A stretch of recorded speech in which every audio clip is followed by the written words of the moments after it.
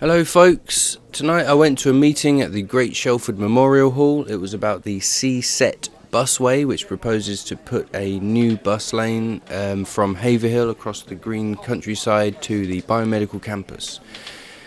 This meeting was put on by Better Ways for Busways, who invited all of these people here. As you can see, there's a lot of people in attendance this night. I didn't really know what to expect, but the Memorial Hall is just 5 minutes away from my house, so I didn't really have an excuse not to go.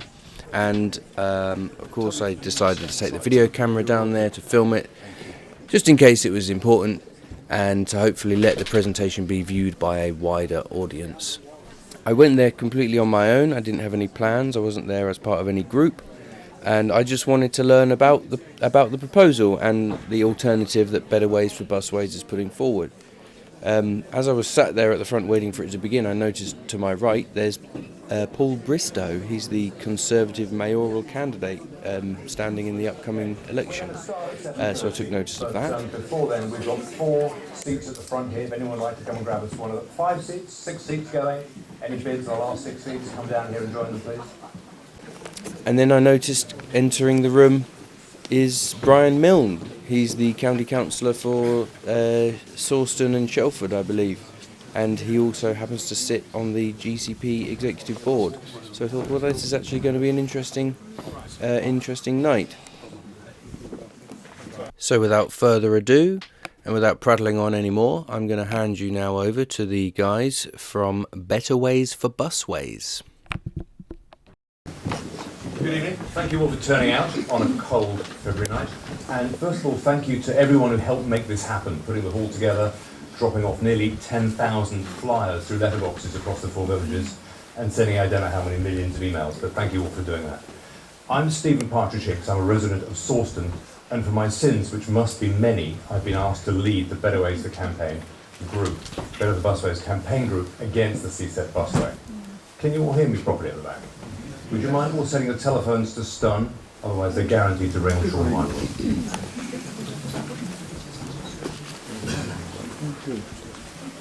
You can get me for about 60 seconds and then I'll shut up and hand over to James, who's going to do all the real work. There are 3 words I'd like you to take away at the end of this. If you take nothing else, take these 3 words away. The first word is fight. We did not choose to fight the GCP.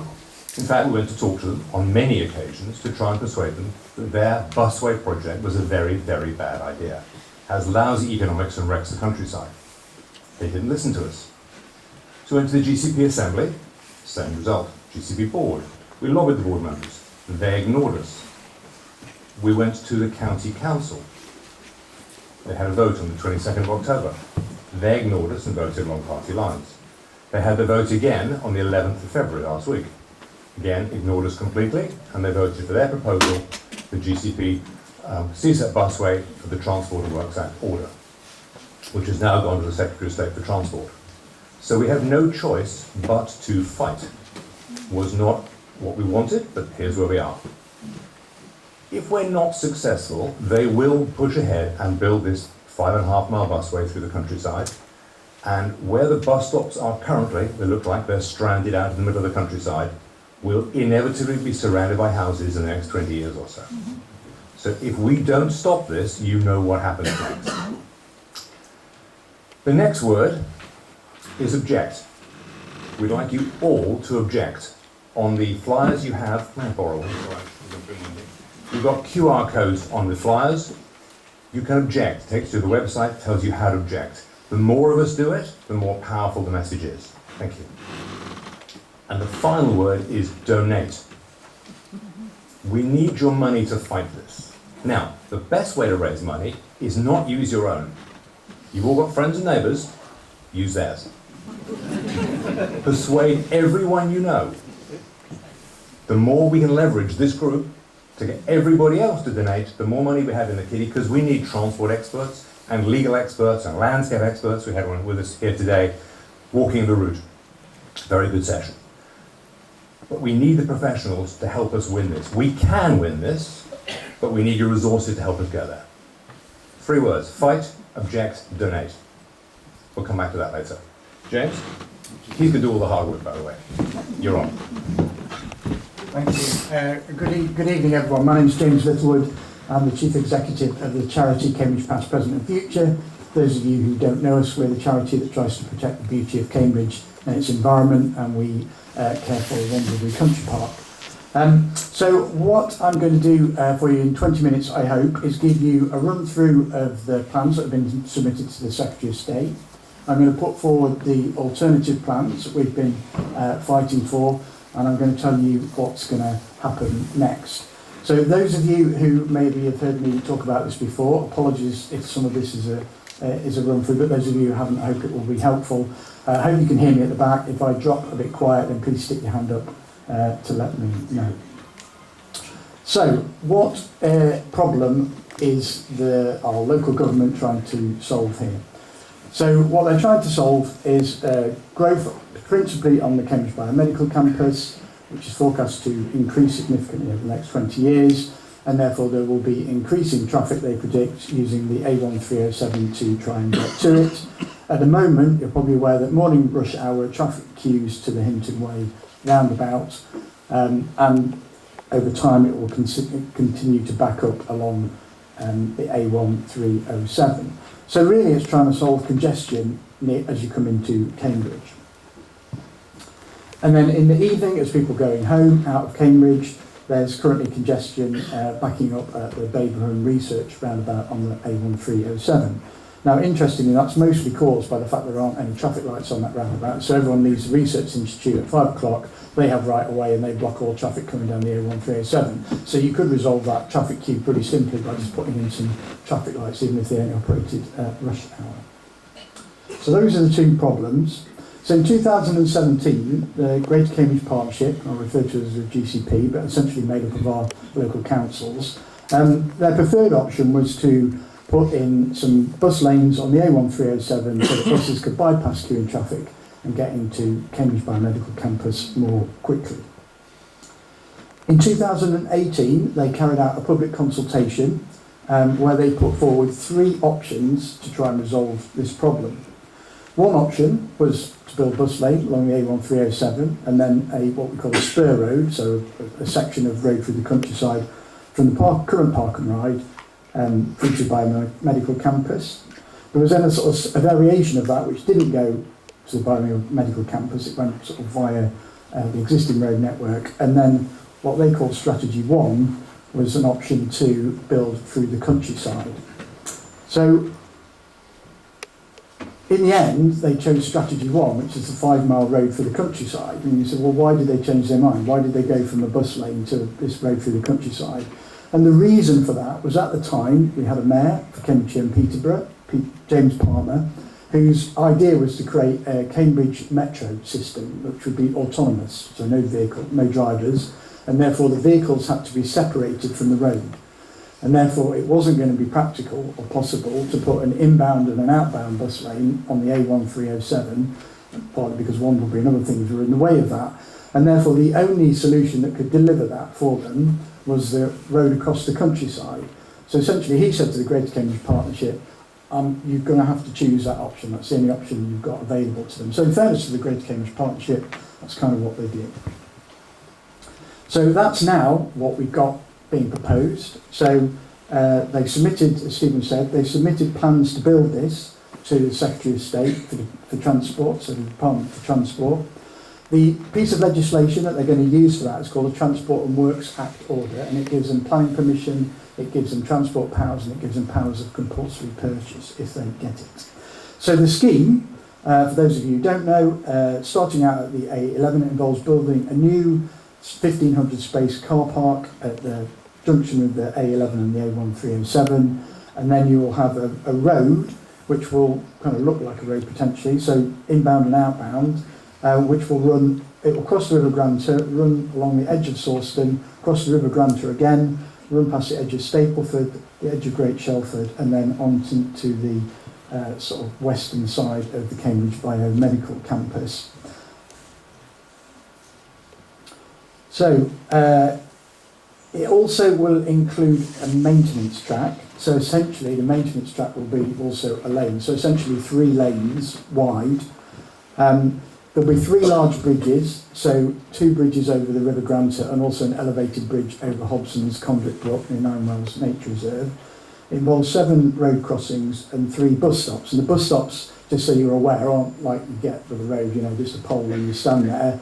These are quite large pieces of infrastructure, so they've got disabled parking, they've got drop-off bays, they've got shelters, etc. So quite urbanising structures. And where the bus crosses the road, there won't be a barrier like a train crossing, but there will be traffic lights. So there'll be traffic lights stopping traffic, and because there'll be traffic lights, there'll be lots of signage, road markings and other stuff. So these will be quite urbanising features on the edge of your village and in the countryside. So these are sort of mock-ups that the Greater Cambridge Partnership produced when they were doing some of their earlier consultations. So this is what the sort of scale that you can see of the proposed park and ride on next to the A11. This is the bridge that will go over the River Granta near Babraham, and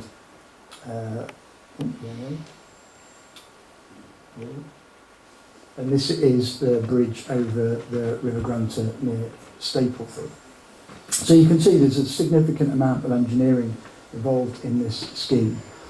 So the bus stops that they're proposing for the villages are obviously on the very edge of the villages, and obviously in certain cases where you are around here, it's up the hill as well. So they're not going to serve the centre of the villages, you'll have to travel out from the village to catch the bus. The impacts of the scheme will be significant on the landscape. So if you imagine those fields are going to turn into road, essentially, and it will be particularly damaging where it goes past 9 Wells Nature Reserve, and as it comes past the villages here, it will have to go up over the top of the hill where the retirement village is, so it'll be very visible in the landscape, and obviously it's going to cross the Stapleford farm track, those of you who enjoy walking along there, and cross the river there. So it'll have significant impacts on the landscape and on ecology as well. One of the purposes of the scheme is also, as well as getting people into Cambridge, into the biomedical campus, but also for people who live in Cambridge but might work at Babraham Research Campus or Granta Park, out going in the other direction. However, currently the bus on the A1307 stops at Babraham Research Campus, whereas the new proposal won't. It will just go to the park and ride, which is a good 3/4 of a mile from Babraham Research Campus. The other thing to note is that the construction of this thing has to be a guided bus. They can't use the Transport and Works Act order powers to build a normal road or a cycle path. So it has to be guided. The Transport and Works Act order legislation was really for building railways and trams. It's not guided busways, such as it was designed for. So there would be some guidance technology. At the minute, they haven't decided which guidance technology they will use. So they're proposing 2 options. One is to use similar technology that is on the current guided busway, and the current guided busway uses sort of concrete rails to keep the bus on it. I think they're proposing not to use concrete rails, but steel or metal or something similar, a physical guidance system. The second option is to use optical guidance, so essentially a white line painted on a road which a camera reads and helps to guide the bus. But as yet, that technology is not in use in the UK, and it's sort of experimental elsewhere in the world. So it's unclear at the moment, but what that does mean is that the only buses that can use that, or the only vehicles that can use that, are buses with guidance technology. So it means if you're an ambulance driver or a car driver, or you're a private bus operator, you can't use that bus lane, so it's got limited use. So I've mentioned that it requires Transport and Works Act order, it's likely to involve a public inquiry, and it's likely to involve compulsory purchasing people's land. That whole process, from where we are now, will probably take 4 years before it's open, and because of the way that it's built, it's only any use once the whole thing is open. You can't use it in sections, essentially. So, you know, it's still going to be 4 years away before biomedical campus and other employers get the benefit from this scheme. So, what we've been campaigning for is essentially the scheme that the Greater Cambridge Partnership originally proposed in 2017 and 2018, which is to say, actually, you don't need to build this massive amount of infrastructure. The problem is at the Cambridge end, why build 3 miles of bus road through countryside when there's no problem that you're trying to solve? So what we are suggesting is that we build an inbound bus lane. So you start in the scheme if you're going into Cambridge using the dual carriageway at Wanglebury, and then a bus lane that takes you down to the Hinton Way roundabout, and then you can go across the fields to the Cambridge Biomedical Campus, and thus bypassing the traffic inbound. And then outbound, we would put an additional bus lane approaching Baberham Research roundabout, so that traffic might be queuing in the evening, we'll be able to bypass that. Our scheme would still have a park and ride near the A11, as that's still likely to be necessary. So, in terms of the comparison between the two schemes, similar journey times, reliability and benefits. It's massively cheaper because you're not building 3 bridges or 3 miles of road through the countryside that you don't need, and so it will save around £100 million. So the cost of the Greater Cambridge Partnership Scheme is estimated at around about £160 million. It better serves the Baberham Research Campus because there's a stop outside of it, and it also better serves the Cambridge Biomedical Campus because the Greater Cambridge Partnership Scheme enters the campus only on the western side. So if you're working on the other side of the biomedical campus, you've got a significant way to go from where that takes you, for example, to New Children's Hospital, whereas our alternative scheme comes in at one side and goes across the campus to the other side. So it would serve more of the campus.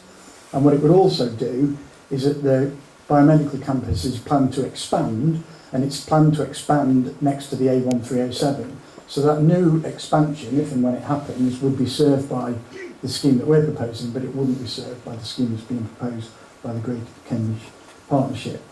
And in terms of Granta Park, same difference between the two schemes, and then our scheme would serve the Copley Business Park, and the GCP scheme serves the sort of Sawston Business Park.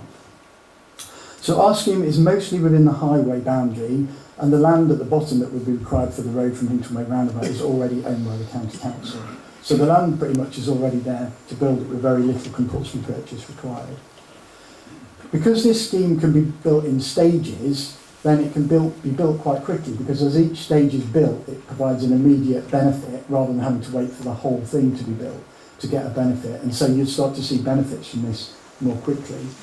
And inevitably, it's got much lower impact on landscape, community and ecology, because you're not building for the countryside and you're building a small amount of road. It doesn't serve the villages, but as I've said before, the stops provided for the GCP scheme are only really convenient for those people living in the bits of the villages that are close to the scheme itself. And obviously our scheme, because it doesn't require a guidance system, can be used by a wider range of vehicles. So it could be used by emergency vehicles, and it could be used by private buses and other bus operators.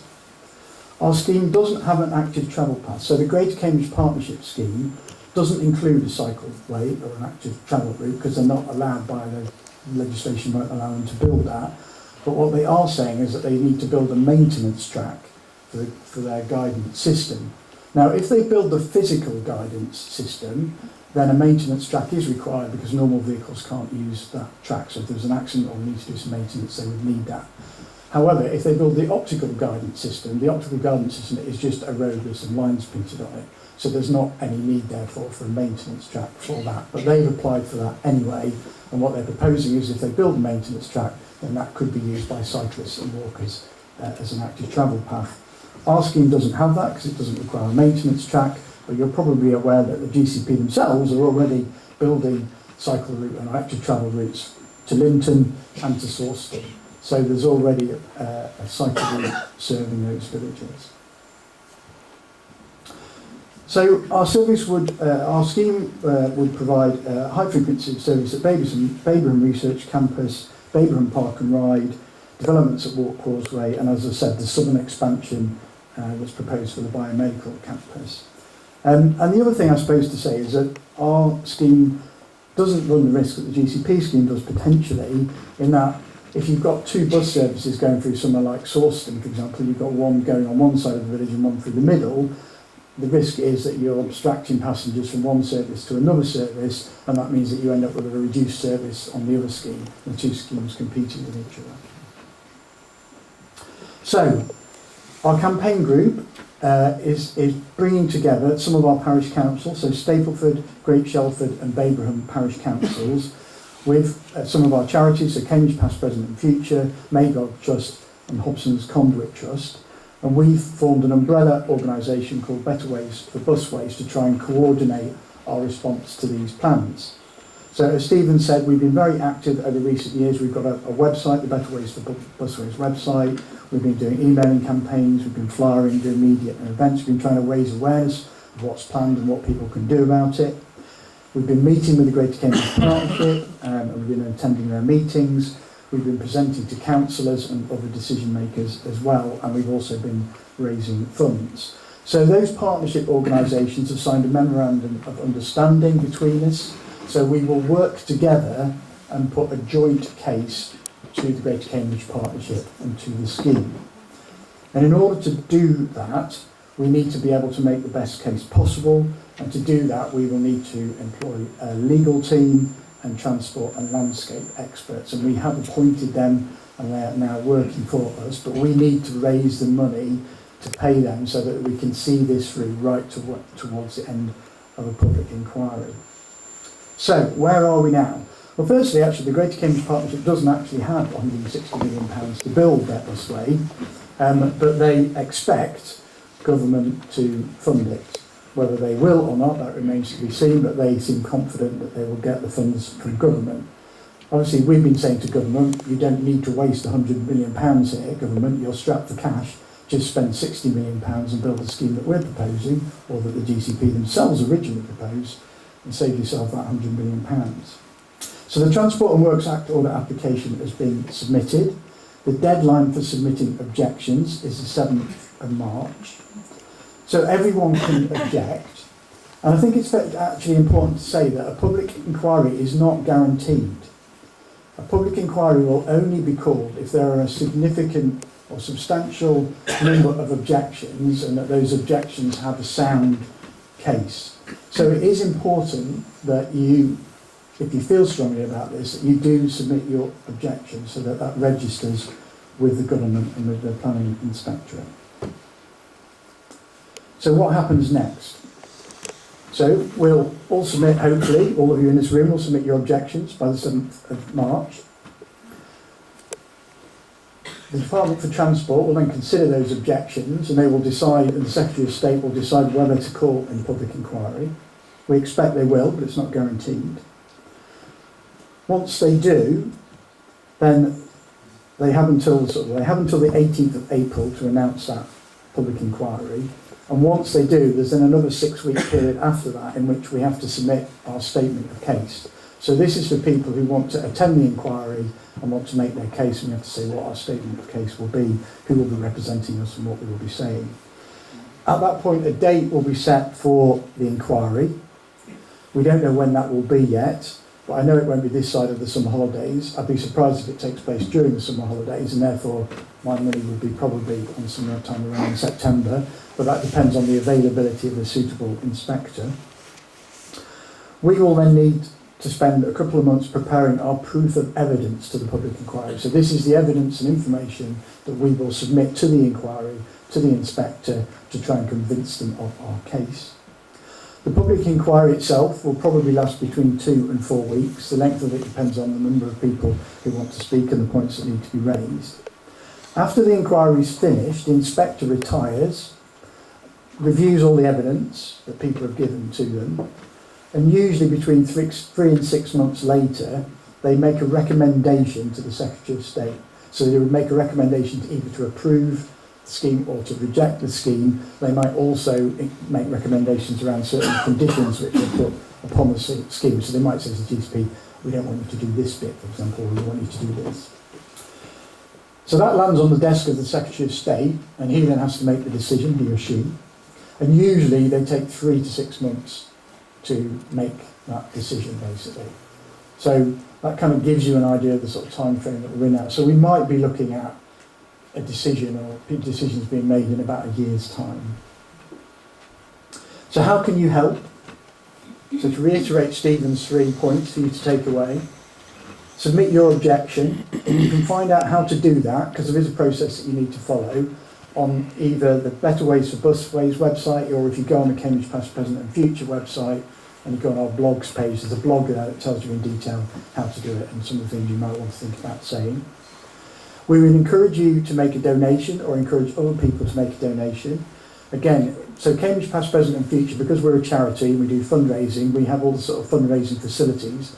So we, as part of our sort of gift to the campaign, we've agreed that we will act as the fundraiser. So we're collecting all the money, but the money will be spent on the legal fees and professional fees. It won't come directly to cover Cambridge past, present and future's costs. And any gift aid we receive on that will also go directly to the campaign. It won't come to our charity. So if you go on the Cambridge Past, Present and Future website, you'll see some information about how you can donate to the campaign. If you can gift aid, then please gift aid, because that adds 25% to your donation. If you're really mad about fundraising for this, then we would encourage you to try and raise your own funds, have a tombola, I don't know, whatever it is that you want to do to help raise funds to support this as well. And as Stephen said, encourage your friends and family and colleagues and neighbours, make them aware of what's going on, and if they want to, encourage them to support as well. And if you want to keep up to date on this as it progresses, then you can sign up to a newsletter on the Better Ways for Busways website, and you'll get regular updates on that. Also, if you're a member of Cambridge Past, Present and Future, or you sign up to our newsletter, we obviously regularly feature this as well. So, in conclusion, the Greater Cambridge Partnership intends to build their off-road busway, bus road, for 160 million quid. If they get their way, the bulldozers will start transforming our landscape in 2027. Eventually, the villages will become part of a suburban South Cambridge, and there will be significant house building east of the four villages, as Stephen has said, will happen over the next 20 to 30 years. I don't want to go into it in detail this evening. I'm happy to talk to people afterwards about the government's plans for Cambridge, but there is currently a Cambridge Growth Company, wholly owned by the government, employing 50 people to plan the future of Cambridge to be supercharged at a rate of growth that is, quite frankly, ridiculous and completely unsustainable environmentally. And they are looking at your villages. So they're looking at all the land on the south side of Cambridge to build housing and to build more employment sites. If this busway gets built, it will just be a catalyst for that future development. So this isn't just about the infrastructure of that bus scheme, it's about what happens over the next 20 to 25 years after that. So we hope a public inquiry will take place this year. There is a lower cost, less damaging and quicker to build alternative that delivers the benefits of the scheme. The Greater Cambridge Partnership would not have put forward the scheme themselves in 2018 if it did not meet the needs that they were looking to, the problem that they were trying to solve. So I think that's really important to understand. And then Stephen said, we do need your donations to be able to employ professional people to take the stand at a public inquiry. They will be grilled by barristers, and we need people who are trained and skilled at doing that in order to make the best case that we can. Right, thank you very much. I'm going to hand back over to Stephen. Thank you.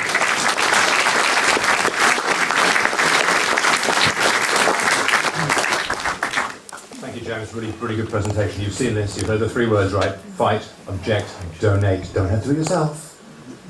Mind your friends, family, the dog. We need your money.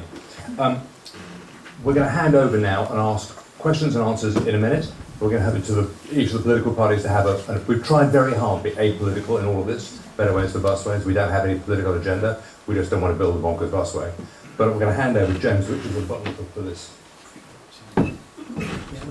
Yeah. Okay, so we have some guests who are here to join us tonight. Peter, are you going to talk or is Brian going to talk? I'll happily say a few words. You're happy to say, okay, they get 2 minutes each. That's all I had to start with. Guys, Miranda, you're on first. Thank you. Thank you for inviting me to speak here tonight on behalf of the Green Party.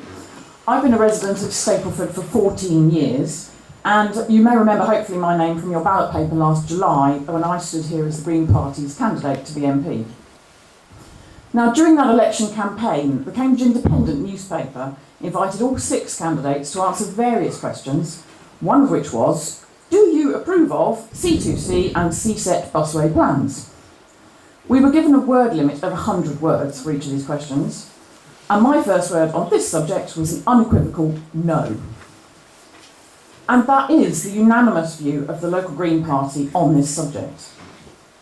Our 5 elected Green Party city councillors and the many party activists across Cambridge and South Cambridgeshire are all united in our opposition to these busways. Now, I've personally opposed these busways for 8 years, ever since the concept was first mooted by the GCP. I've always said, and I still believe, that we simply need more frequent buses running on existing roads. And we need to actually market those buses to increase ridership. That in itself would ease congestion enough for the buses not to get caught up in traffic, a virtuous circle. Now, unlike a lot of politicians who I hear expressing various views about our local bus services, mostly disparaging, I do actually go out of my way to use the buses. And from using them in practice, it soon becomes obvious that there is so much that could be done to improve the infrastructure around them, such as particularly bus stops and especially waiting areas. That's where the GCP should have been spending our money all this time.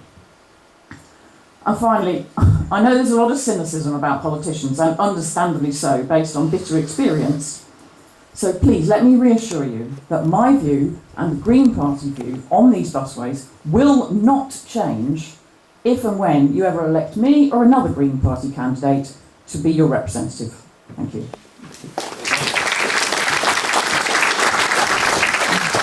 Thank you, Miranda. Very good. Paul Bristow, candidate for mayor.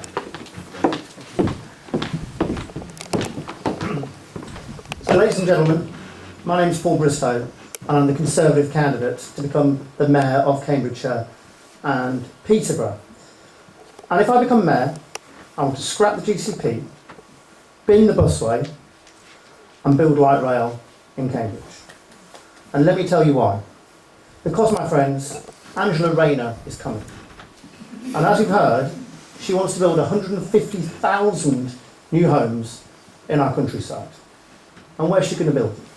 She's going to build them around existing infrastructure. And do you know something?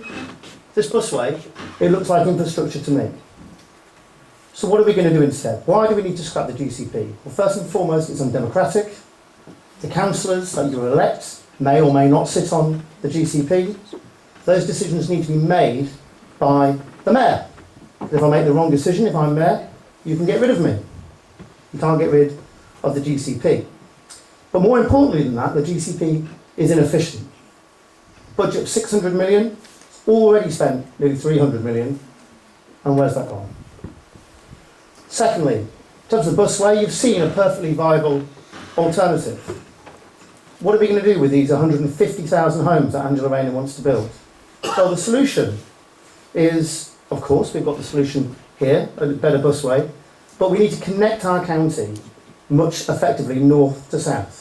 So faster trains between Peterborough, Ely and Fens and Cambridge, we can share those homes around. We don't have to ruin the countryside of South Cambridgeshire. We need to stop being a part of the country where things are done to us and set our own future. And then, of course, on the busway, who's got control of the buses? Who's responsible for the buses? The mayor. And I can tell you this, why will I keep my promise to you? Why do we need to bin the busway? Because if this busway is built, I won't put any buses on it. That's the solution to the problem. So we're going to say no to these busways, we're going to scrap the GCP, and of course we're going to build a light rail solution, which is going to be underground in the centre of Cambridgeshire, connect with heavy rail on existing routes, connecting to Haverhill, and negating the need for this bonkers busway. Thank you very much.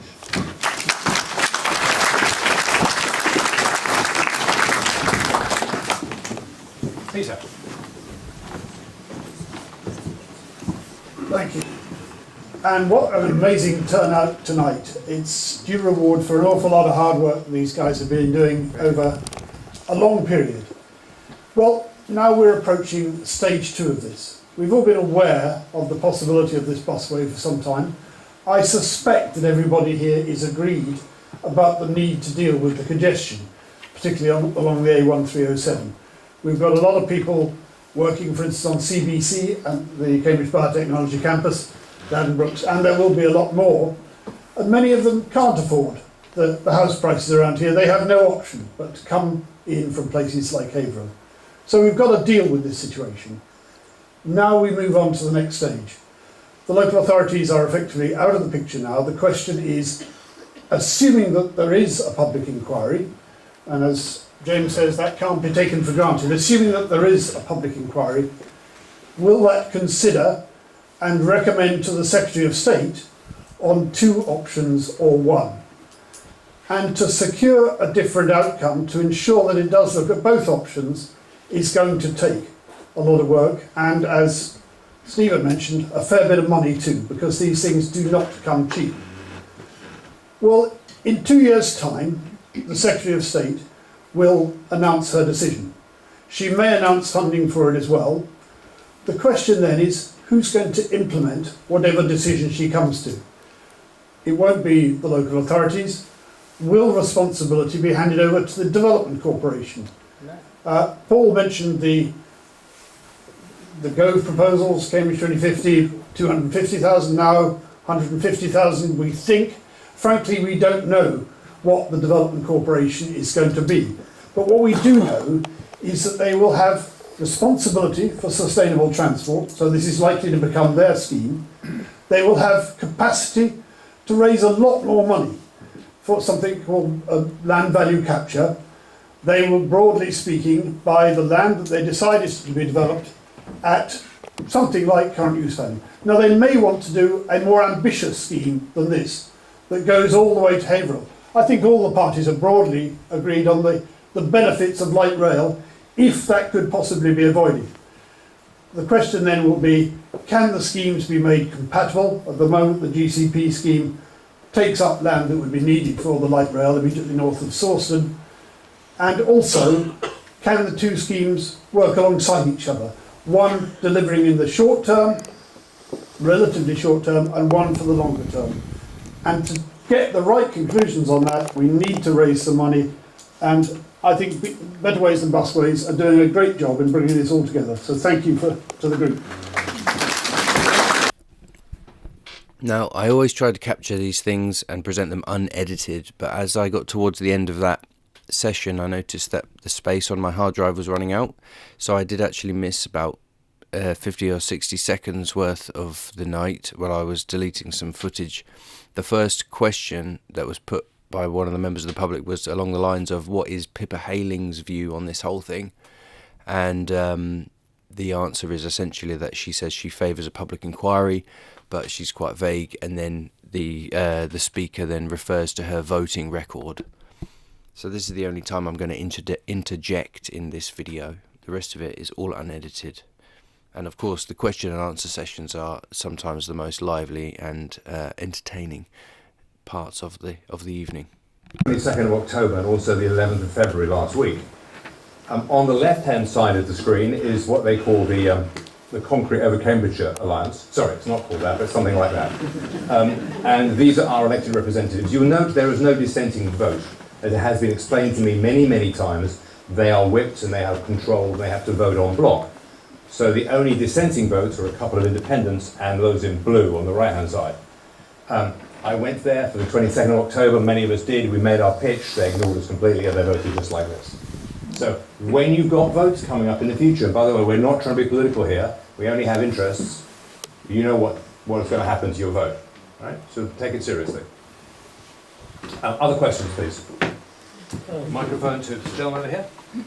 I was going to ask the same question as the last guy, but about Daniel Zeichner. Sorry, did everybody hear that? I was asking what Daniel Zeichner's position was. Anyone want to? Yeah, Dan. I mean, just to cut the crap on politics, basically, the Greater Cambridge Partnership is actually made up of a partnership of the 3 local councils that we've got in our area. So the City, South Cambs. Sorry, so the City, South Cambs and the County Council, and they essentially have been making the decisions on this, and the City is Labour, controlled by the Labour Council, and South Cambs and the county are controlled by the Lib Dems, primarily, in the county is a mixture of Labour and Lib Dems. So in terms of how they voted on this politically, both the Lib Dems and the Labour Party have been voting for the Busway at the councils, and therefore their MPs do not want to go against how their own party is voting. So Daniel has been silent, but essentially is backing the Labour Party in the city, and Pippa, who's also been silent, is essentially backing the Lib Dem councillor at South Cambs. So that's how they've been voting politically, and obviously more recently voting, the Conservatives have been voting against. Lady in the back.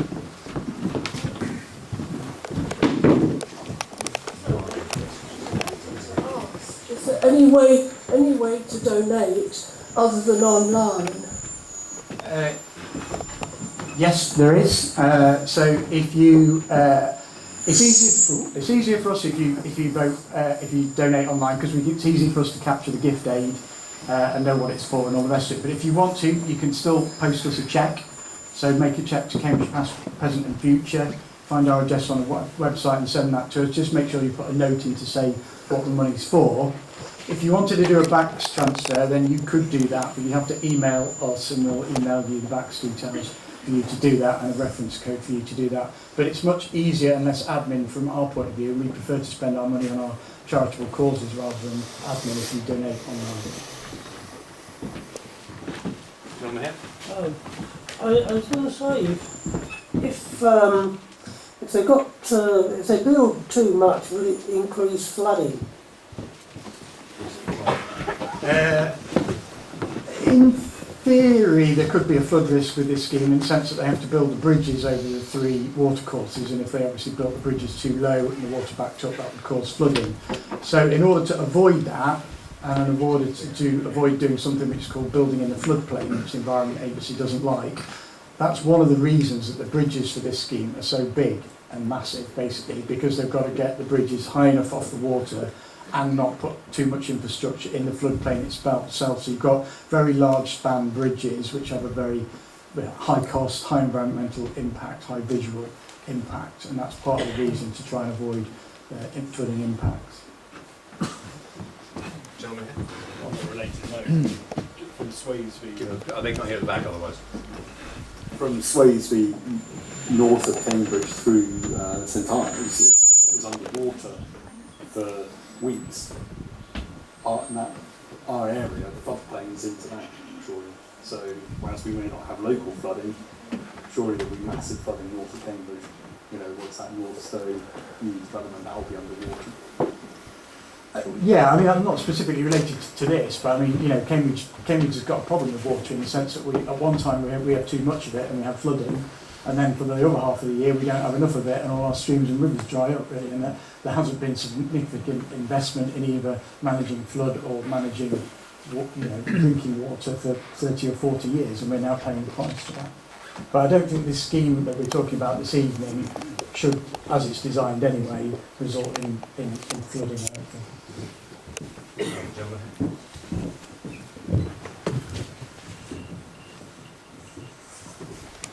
On May the 1st, we have an opportunity to change the structure of the local authority. We need people to get out and actually vote and make a real difference. Yeah, so just to clarify, there are elections for the county council taking place on the 1st of May this year. And just to say that legally, although we talk about the Greater Cambridge Partnership, actually the legal entity behind that is the county council.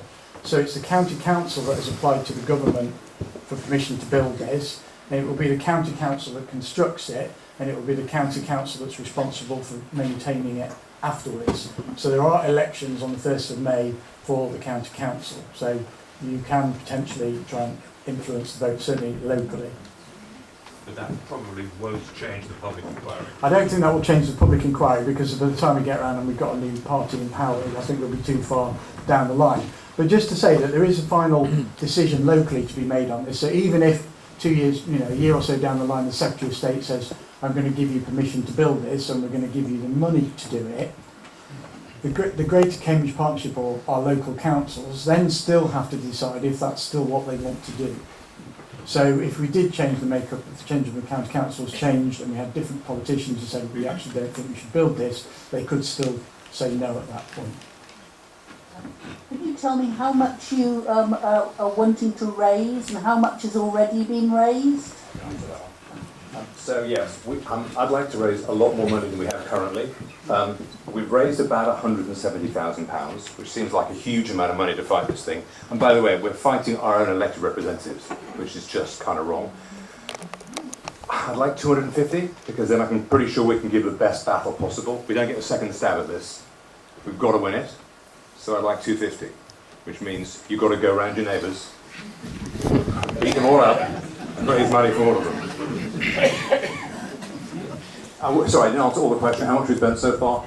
£16,000, 200 has been committed to deliver a response for the original, the first objection, which then should trigger the public inquiry, with your help if you do the objections too. I just wanted to remind myself when you need this money by.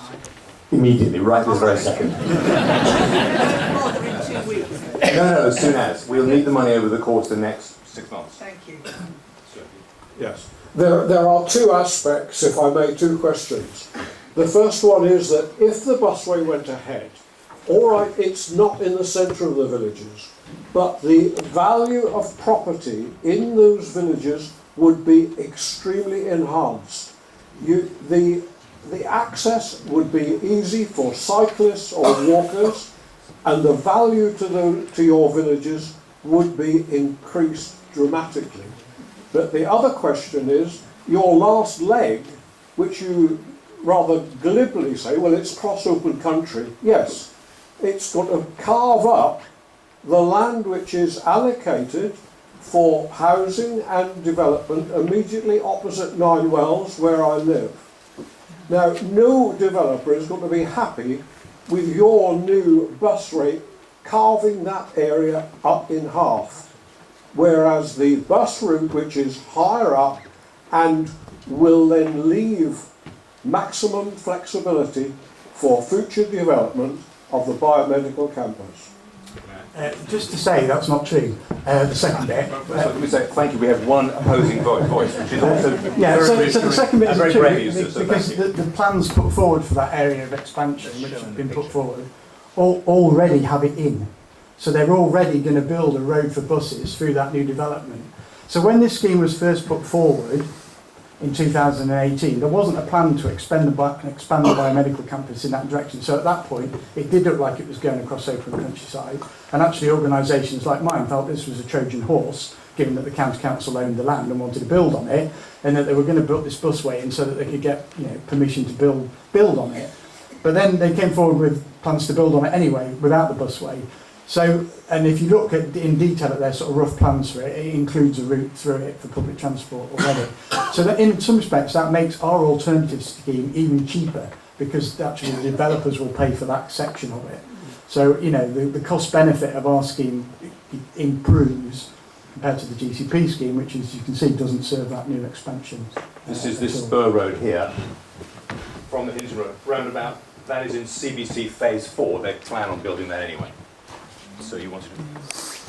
I'll bring the microphone to the back in a second. I was just curious to know what Brian Milne would have said about it, because he's actually on the GCP, and so I wondered why he wasn't invited to speak, or maybe he was or he declined, because he would be able to answer some of the questions about why they're so opposed to this alternative. I mean, what's the deal? Can we get a comment on that? Yeah. Brian, do you want to answer that? You won't go over there. I'll take it back. I'll stand over there. Evening. Are we? Yeah, just put it Back on. on running? Okay, there we go. Thank you. William, thanks for the invite to answer. Which question? I think there was quite a few. It's only What do I because, think? well, just 3 people spoke, and then it occurred to me that you were stood right there, but you're on the GCP, so you could give the alternative, you could answer a lot of these points. What's the reason why you won't work with these guys? So we've had plenty of meetings, as has been discussed. I was on the local liaison forum back in 2016 at the inception, so I've seen all of these plans develop. And clearly this is contentious because it runs close to people's homes. When you talk about spoiling the landscape, I'm not quite sure how a tram way or a light rail would be any better for the surroundings. I've got mixed views about this whole thing. What I do know is that the congestion around the city is getting worse. The number of people required to get onto the CBC site will likely double over the next 20 years. We've heard plenty of talk this evening about the government's plans to build 150,000 new houses. You may have seen in the Sunday Times, there was an article from the guy that runs Create Streets, who was employed by Michael Gove initially to put a plan together. And he's talked about 3 sites in and around Cambridge City. So the west and the south, so the area from the golf club up to the junction. South Cambridge, which is beneath the CBC site, and then Fulbourn, which was a new one to me, at least. I hadn't heard of it. The government is determined to build at least 1 million houses. 1.5 million is their current target in the space of this Parliament. I think the requirement for transport to support that number of houses is clear, and it's not just CSET. It's not just CSET and C2C, Camborne to Cambridge, and it's not just the Waterbeach Busway. We need all of them and more to get the number of people that will be working in our area into and out of work. So can I just ask you to summarise that? I think the question is, CSET, yes or no, Brian? I didn't express it. No, is it that the alternative wouldn't achieve any of what they need it to achieve? Ask that question again. Is it that the alternative that they've put forward won't achieve any of what you've said you need to achieve? Can you answer that? Sure. You want me to give simple answers to complicated questions? No, I want everybody to hear what you have to say, that's all. An honest answer. An honest, simple answer, sir. Could you remind us who you are? Yes. Understand who you are, Brian. Could you remind Sorry, yeah, I'm Councillor Brian Milne. I'm a county councillor for this area, and I'm also a district councillor for Sawston Ward, which is where I take my position on the GCP board, which is, as has been talked about, a combination, a joint committee of 3 councils: the county council, the district council, South Cambs, and the city council. So I sit on the board, and there's a few other friends on the GCP, right? It's not just councils. Sorry. The university. so there are only 3 voting members. Besides elected representatives on the GCP, could you just advise us? Yes, there are. The university and business are represented, but the only voting members. So rather denying this idea that it's undemocratic, the only voting members on GCP are voted elected officials or members.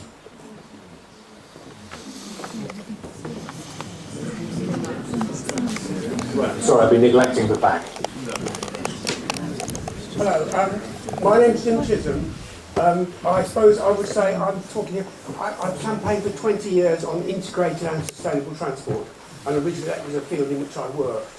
I think this is a disintegrated transport system, and it already is a disintegrated transport system, and a lot of things that we've done have made it worse. For instance, in this area... I've got a question. Yeah, I've got a question, yeah. In this area, we have about as many private buses running through the village as we do public buses. So basically there are buses running to Baben Park, to Granta Park, and to the Genome campus. And if all those buses were integrated into the current service, we would have a much better bus service. And you don't need to transfer many people onto a better bus service and abstract them from cars before you reduce the congestion. A 1 kilometre length of cars, queue of cars, is less than 100 cars. You can get those on just over 1 bus. So the difficulty is, at the moment, we're going in the wrong direction. We're encouraging more people to drive to things like park and ride sites. And nobody's actually here mentioned the fact we've got South Cambridge Station opening in a few months' time. And that's going to have a train every 15 minutes from various... So that's going to make a huge difference to the way people get around, and especially the CBC, from the spring. Let me address that one. There is a huge advantage, of course, if you happen to live in Stapleford or Great Shelford to go to Cambridge South, because you've got a train stop right here, which is walking distance for a lot of the village into Cambridge South. So the CSET route with the stops here and here does really nothing for these villages in terms of integrated transport. Now, absolutely right, the transport modelling that GCB has done does not address the opening of Cambridge South. There are some questions back here. Lady in the back?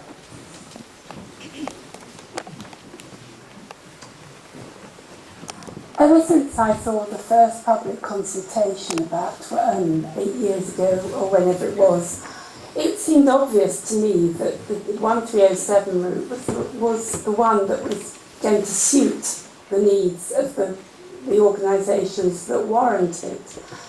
Why? In order to fight this, we've got to know our enemy. What are the main pros that are put forward as advantages for a scheme which cuts across virgin greenbelt?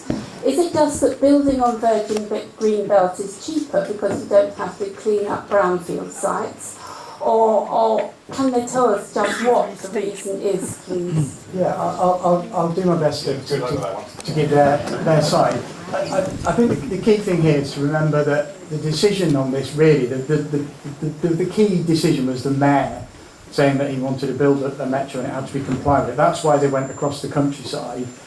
The key question in front is obviously I understand why they made that decision. It made sense to them in 2018 to be compliant with the policy, transport policy at the time. 3 years later, we had an election.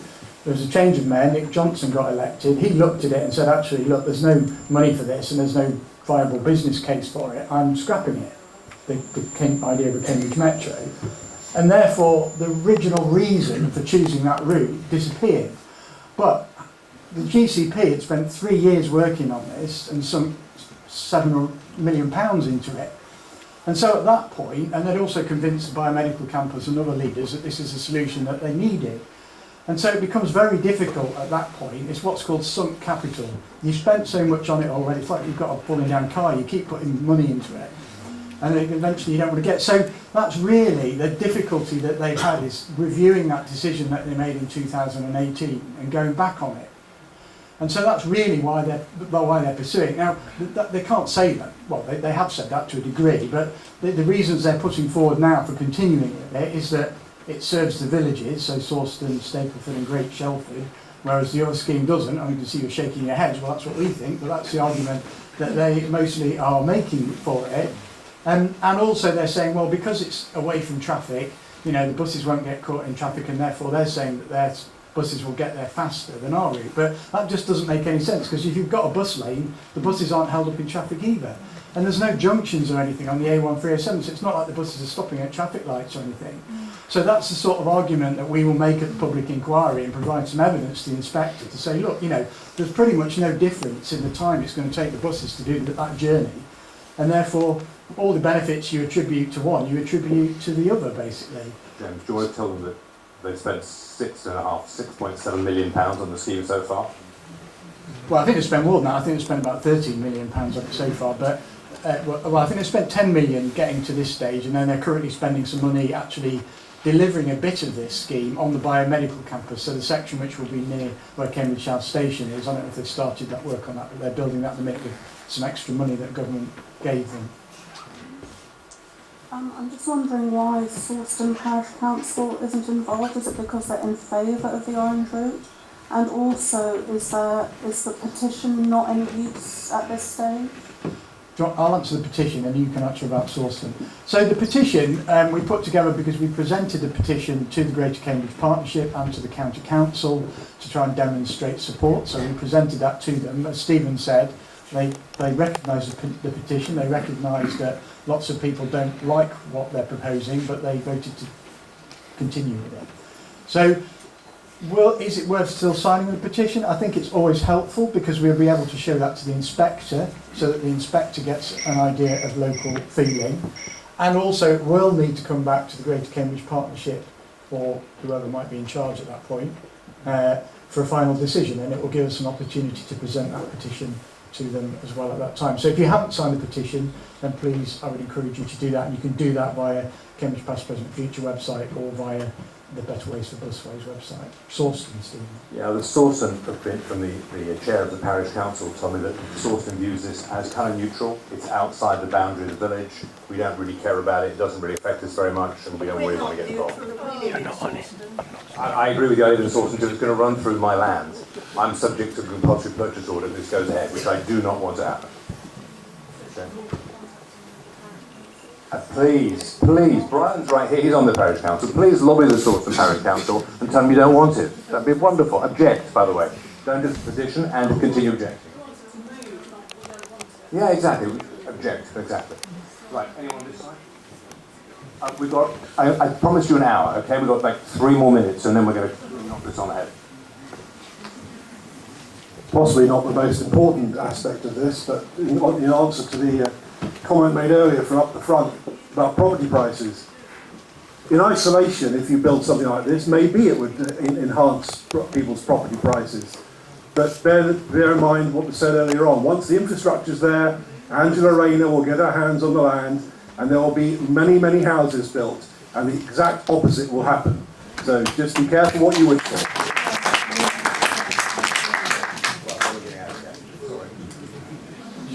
Stephen, there's a chap here in the middle who's had his hand up for quite a while. I'm coming round.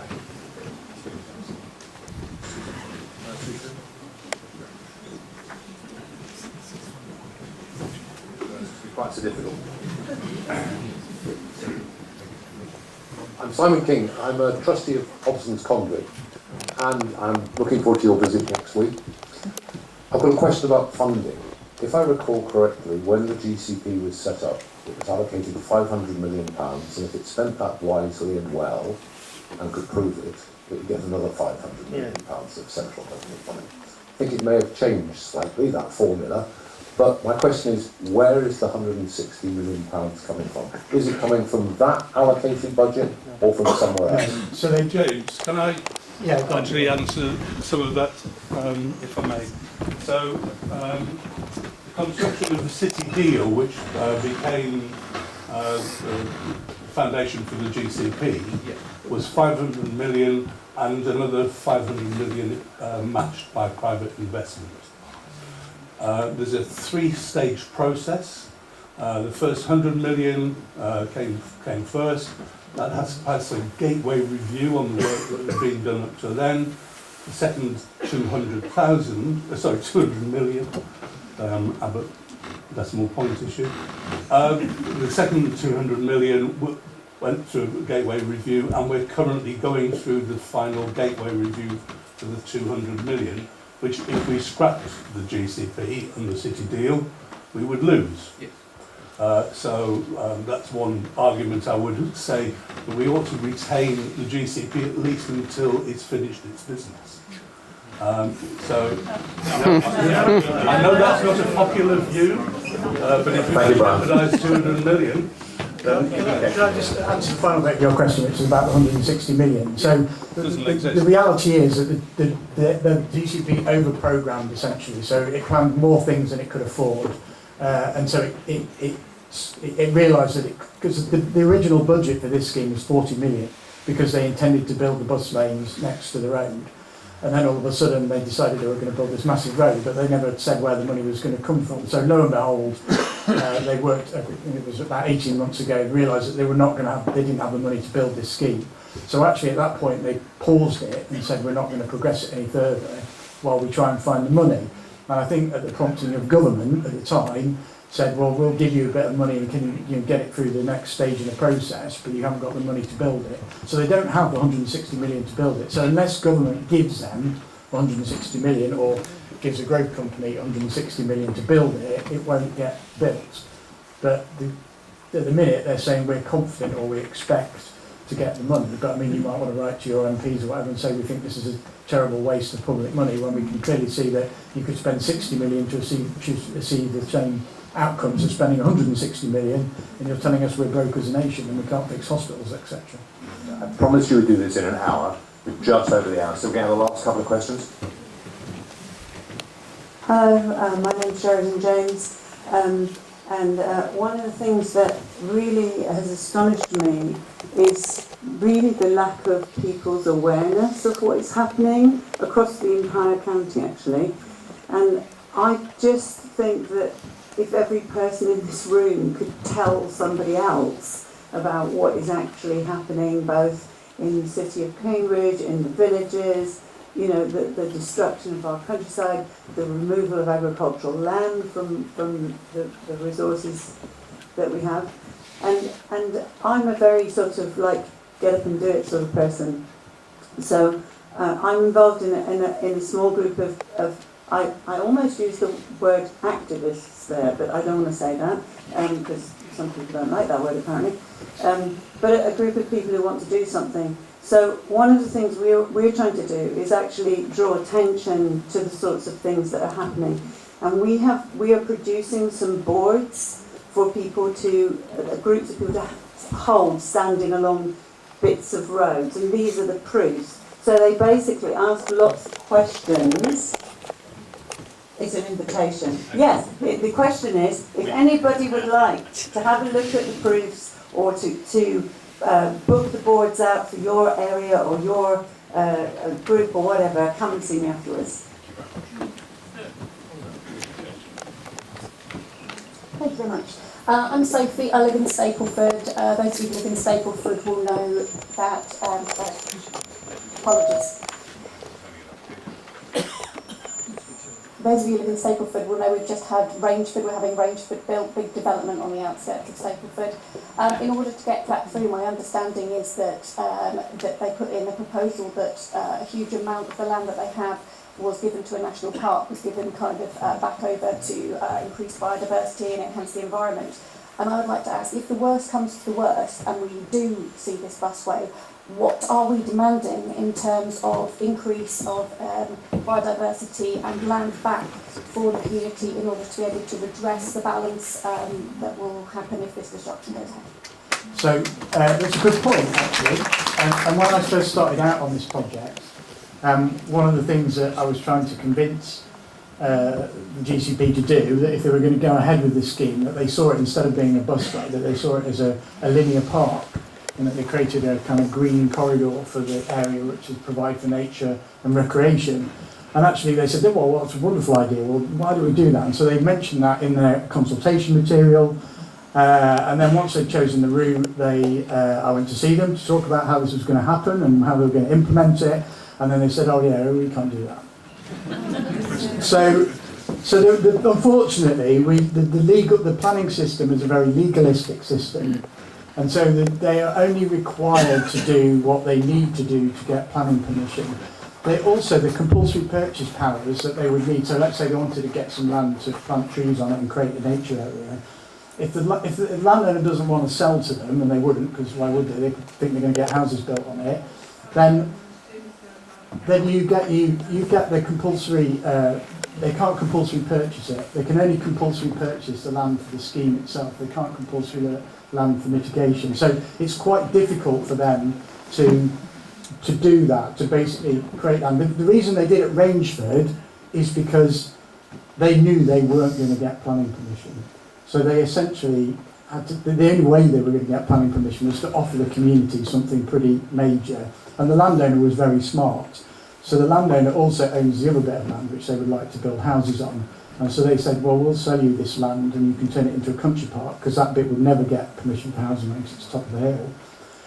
That enabled the retirement village to get built, and what they're hoping is that they will then be able to build the other housing on the other bit of land, and they can say there's a park already to serve that housing. So there was a self-interest in allowing that to happen because of potential future development. So the answer to what I'm saying is we tried to do that. We tried to say, you know, what benefits can we get for the community, but what we found is that they're unwilling to do that, and they're only really doing what they need to do to get planning permission. And part of the problem is also that the cost, if they do that, it adds to the cost. So one of the things that the government looks at, in theory, when they're looking at these sorts of schemes, is something called the benefit-cost ratio. So how much does it cost versus what are the benefits for it? So the benefit-cost ratio for this scheme already is not very good. So if you're then spending more money on buying more land to create other stuff and do other things with, the best benefit-cost ratio gets even worse potentially for them. So in this instance, the benefit-cost ratio of the alternative scheme is very good because it doesn't cost a lot of money and you get a lot of benefit for it, whereas a GCP scheme costs a lot of money and you don't get any extra benefit particularly for it. And so the benefit-cost ratio of the two schemes is very different. And that's one of the arguments that we were making to the inspector at an inquiry, is that you've got one scheme here which is good value for money, one scheme here which is poor value for money. Which one are we choosing? Two final short questions. Short questions. Hello James. Hello. Hello. So my name's Linda Ward. I live in Stapleford. I'm the County Access and Right-of-Ways Office of the British Horse Society. Some of us have actually been working since the city deal to try and get as many benefits as possible for this route. We're working on the basis that should it go ahead, then we want as much as possible. And contrary to your statement just now, the route alongside the guided busway is actually going to be a bridle way, right? That's how it's going to be delivered. There's going to be an active travel route, which is probably a tarmac, solid section. There's also going to be a grass route alongside it, which will be a benefit, some mitigation for this should it go ahead. And I totally agree with what Sophie said. We should, and I've asked Stapleford Parish Council on numerous occasions, that you should be doing Plan B. If this goes ahead, how much can we actually get out of this for our communities in terms of benefit? And some of us have been working very, very hard, as you know. I do know that, Linda, so you're right, there would be a benefit for horse riders for this scheme. Excuse me, and people who want to actually be in the countryside, people who want to walk their dogs, it's more than anybody else has got. Well, that depends, we'll part of that argument. One last question, try and keep it brief. A question for Brian, actually. I found that you couldn't answer that question, why your name was up on there as voting for this scheme, and you are unable to give us a clear reason why. I found that pretty disappointing, frankly.